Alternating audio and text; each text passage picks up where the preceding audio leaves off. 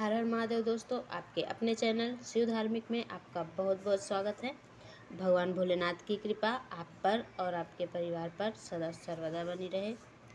दोस्तों, जैसा कि हम जानते हैं, हर साल कार्तिक मास के शुक्ल पक्ष की द्वादशी तिथि को तुलसी पूजा का आयोजन किया जाता है। इस दिन का महत्व इसलिए भी अधिक है क्योंकि इससे एक दिन पहले भगवान विष्णु 4 महीने की लंबी नींद से जागते हैं और फिर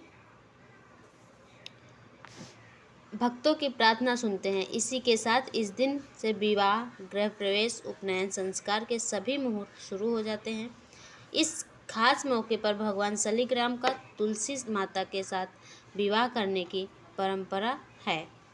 तुलसी विवाह के दिन माता तुलसी और भगवान शालिग्राम की पूजा करने से भक्तों की सभी मनोकामनाएं पूरी होती हैं और उनके वैवाहिक जीवन में सुख समृद्धि आती है। साथ ही पति पत्नी के बीच उत्पन्न होने वाली समस्याएं भी दूर होती हैं।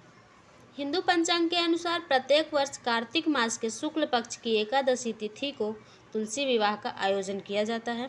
इस एकादशी को देव उठनी एकादशी या प्रबोधनी एकादशी भी कहा जाता है। इस बार तुलसी विवाह 5 नवंबर शनिवार को पड़ रहा है। सनातन धर्म में तुलसी विवाह का विशेष महत्व माना गया है। धार्मिक मान्यताओं के अनुसार तुलसी विवाह के दिन माता तुलसी और भगवान शालिग्राम की पूजा करने से भक्तों की सभी मनोकामनाएं पूर्ण होती हैं और उनके वैवाहिक जीवन में सुख समृद्धि भी आती है। दोस्तों, मान्यता है कि तुलसी विवाह में सुहागिन महिलाएं माता तुलसी की पूजा कर अपने सुखी वैवाहिक जीवन का आशीर्वाद मांगती हैं। इस दिन पूरे विधि विधान से माता तुलसी और भगवान शालिग्राम का विवाह किया जाता है। आपको बता दें कि शालिग्राम भगवान विष्णु के ही प्रतिरूप हैं, लेकिन क्या आप जानते हैं कि हर वर्ष कार्तिक शुक्ल एकादशी या देवउठनी एकादशी को तुलसी विवाह क्यों होता है? इसके बारे में जानने के लिए मेरे साथ वीडियो में लास्ट तक बने रहिए। नारद पुराण के अनुसार एक समय दैत्य राज जलंधर के अत्याचारों से ऋषि मुनि देवता और मनुष्य सभी बहुत परेशान थे। वह बड़ा ही पराक्रमी और वीर था। इसके पीछे उसकी पतिव्रत धर्म का पालन करने वाली पत्नी वृंदा के पुण्यों का फल था, जिससे वह पराजित नहीं होता था। उससे परेशान देवता भगवान विष्णु के पास गए और उसे हराने का उपाय पूछा। तब भगवान श्री हरि ने वृंदा का पतिव्रता धर्म तोड़ने का उपाय सोचा। भगवान विष्णु ने जलंधर का रूप धारण कर वृंदा को स्पर्श कर दिया, जिसके कारण वृंदा का पतिव्रत धर्म भंग हो गया और जलंधर युद्ध में मारा गया।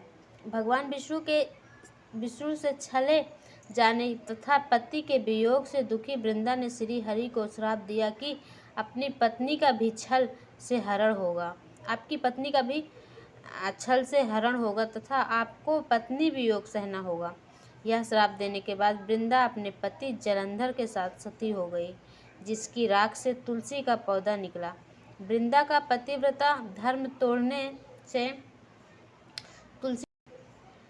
से भगवान विष्णु को बहुत ग्लानि हुई।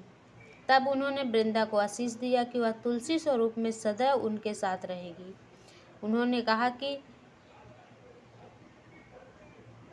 वह तुलसी का स्वरूप में सदैव उनके साथ रहेगी। उन्होंने कहा कि कार्तिक शुक्ल पक्ष एकादशी को जो भी शालिग्राम स्वरूप में उनका विवाह तुलसी के साथ कराएगा, उसकी सभी मनोकामना पूर्ण होगी। तब से तुलसी विवाह होने लगा। तुलसी विवाह की पौराणिक कथा 2। पौराणिक कथा के अनुसार एक बार माता तुलसी ने भगवान विष्णु को नाराज होकर श्राप दे दिया था कि तुम काला पत्थर बन जाओ। जिसके बाद इस श्राप से मुक्ति पाने के लिए भगवान विष्णु ने शालिग्राम पत्थर के रूप में अवतार लिया और तुलसी से विवाह किए। तभी से शालिग्राम और तुलसी के विवाह को एक त्योहार के तौर पर मनाया जाने लगा। माता तुलसी को माता लक्ष्मी का भी अवतार माना जाता है। तुलसी विवाह की तीसरी कथा।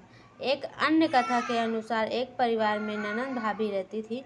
ननंद अभी कुंवारी थी और वह तुलसी की बड़ी सेवा करती थी, पर भाभी को यह एक आंख नहीं सुहाता था। कभी कभी तो वह गुस्से में कहती, तेरा विवाह होगा तो तुलसी ही खाने को दूंगी तथा तुलसी ही दहेज में दूंगी।